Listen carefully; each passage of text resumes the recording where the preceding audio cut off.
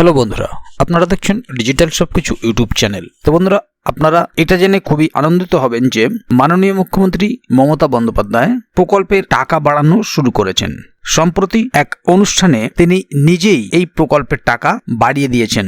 তো সেই কারণে এই প্রকল্পের সুবিধাভোগী যারা আছেন তারা এই প্রকল্পে বর্তমানে 1000 টাকা করে পাচ্ছিলেন, এবারে তারা 1800 টাকা করে পাবেন। কারণ মুখ্যমন্ত্রী নিজেই একটি অনুষ্ঠানে এই ঘোষণা করেছেন। তো আশা করা যাচ্ছে আগামী দিনে আরো প্রকল্পের ভাতা বৃদ্ধির সম্ভাবনা। তাই কারা কারা এই প্রকল্পে 1800 টাকা করে পাবেন বা তিনি সাথে আর কি কি ঘোষণা করেছেন, কোন প্রকল্পে মহিলাদেরকে এই টাকা দেওয়া হচ্ছে, তার বিস্তারিত কিছু আজকের ভিডিওতে আলোচনা করব। সেই কারণে ভিডিওটি খুবই গুরুত্বপূর্ণ হতে চলেছে। তাই ভিডিওটিকে কোথাও স্কিপ না করে প্রথম থেকে শেষ অবধি পুরোটাই দেখবেন, যাতে করে কোনো জায়গায় বুঝতে আপনার কোনো প্রকারের অসুবিধা না হয়।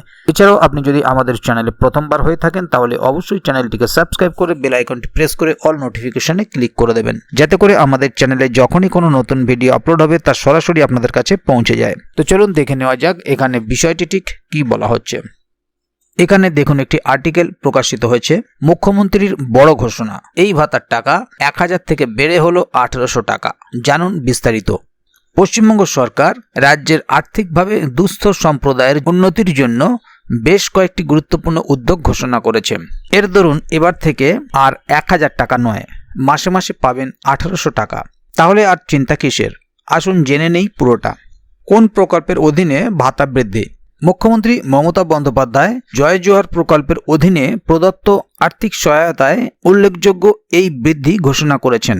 আগে এই স্কিমের অধীনে সুবিধাভোগীদের দেওয়া ভাতার পরিমাণ ছিল প্রতি মাসে 1000 টাকা। এই পরিমাণ এখন প্রতি মাসে 1800 টাকা বৃদ্ধি করা হয়েছে। পড়ুয়াদের জন্য যে বিশেষ ঘোষণা করেছেন মুখ্যমন্ত্রী, জয় জোহার প্রকল্পের অধীনে সুবিধাভোগীদের জন্য উন্নত শিক্ষার সুযোগ নিশ্চিত করতে চায় সরকার। এই প্রচেষ্টার অংশ হিসেবে উপজাতীয় শিক্ষার্থীদের জন্য 310টি নতুন হোস্টেল নির্মাণ করা হবে। এই হোস্টেলগুলি শহরাঞ্চলে শিক্ষা গ্রহণকারী পড়ুয়াদের আবাসন সমস্যা সমাধানে সাহায্য করবে, আরও অনুকূল পরিবেশে পড়াশোনা করতে সক্ষম করবে। মনে রাখবেন, মুখ্যমন্ত্রী মমতা বন্দ্যোপাধ্যায়ের গৃহীত পদক্ষেপগুলি রাজ্যের প্রান্তিক গোষ্ঠীর, বিশেষ করে উপজাতি জনগোষ্ঠীর উন্নতি ও ক্ষমতায়নের জন্যই। মনে রাখবেন, জয় জোহার স্কিমটি পশ্চিমবঙ্গের উপজাতীয় সম্প্রদায়কে পেনশন হিসেবে আর্থিক সহায়তা প্রদানের জন্য চালু করা হয়েছে।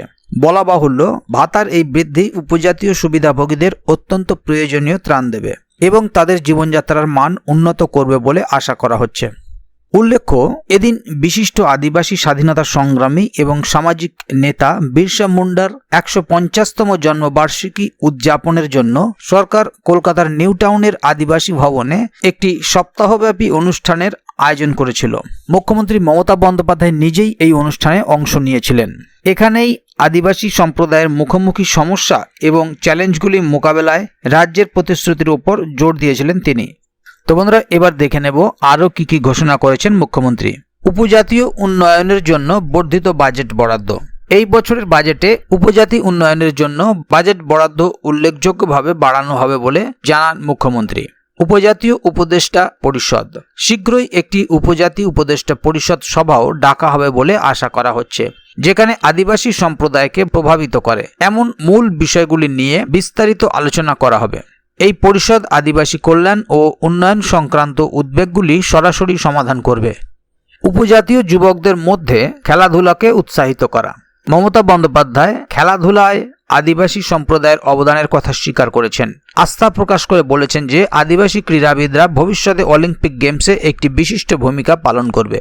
এক কথায় এদিন তিনি উপজাতি সম্প্রদায়ের যুবকদের খেলাধুলা এবং সর্বোচ্চ স্তরে প্রতিযোগিতা করার জন্য উৎসাহ দিয়ে গিয়েছেন। তাহলে বন্ধুরা, বুঝতেই পারছেন এখানে বিষয়টি ঠিক কি বলা হলো। আদিবাসী নেতা বিরসা মুন্ডার 150তম জন্মবার্ষিকীতে মাননীয় মুখ্যমন্ত্রী উপস্থিত হয়েছিলেন এবং সেখানেই তিনি ঘোষণা করেছিলেন জয় জোহার প্রকল্পের যে সমস্ত সুবিধাভোগী আছেন তাদের ভাতা 1000 টাকা থেকে বাড়িয়ে 1800 টাকা করা হয়েছে এবং আগামী দিন থেকে তারা এই 1800 টাকা করেই ভাতা পাবেন। তো এ বিষয়ে যদি আগামী দিনে আরও কোনো আপডেট আসে তাহলে অবশ্যই তা আপনাদেরকে এই চ্যানেলের মাধ্যমে জানিয়ে দেওয়া হবে। সেই কারণে চ্যানেলটিকে সাবস্ক্রাইব করে অবশ্যই চ্যানেলের সঙ্গে থাকবেন। তো বন্ধুরা, আজকের গুরুত্বপূর্ণ ভিডিও আপডেটটি এখানেই শেষ করছি। ভিডিওটির সম্বন্ধে আপনার মতামত এবং আপনারা কে কোথা থেকে ভিডিওটি দেখছেন অবশ্যই কমেন্ট বক্সে লিখে জানাবেন। ভিডিওটি ভালো লাগলে অবশ্যই একটি লাইক দেবেন এবং বন্ধুদের জানার সুবিধার্থে ভিডিওটিকে শেয়ার করবেন যাতে তারাও বিষয়টি সম্বন্ধে জানতে পারে। ভিডিওটি শেষ পর্যন্ত দেখার জন্য অসংখ্য ধন্যবাদ। আবার দেখা হবে আগামী ভিডিওতে। ততক্ষণ পর্যন্ত ভালো থাকুন, সুস্থ থাকুন। ধন্যবাদ।